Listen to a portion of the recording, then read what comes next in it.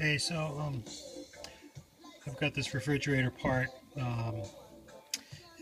that's broken, and I'd heard you could take it apart and resolder the interior. I'll put down the part number in the description.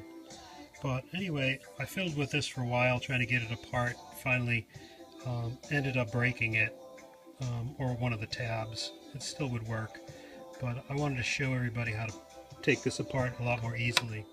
And basically, it looks like you get a screwdriver or a small screwdriver under these tabs and it's going to pop right out, but it doesn't. It's held in down in these two areas, and the reason it's held in is because of this part. So the trick is, and I'll show you in a minute, is you pull this tab back, pop this black and white part out by pushing on this one prong.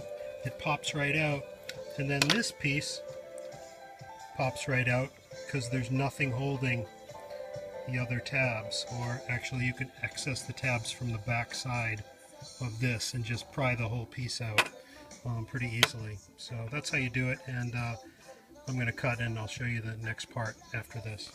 Good luck.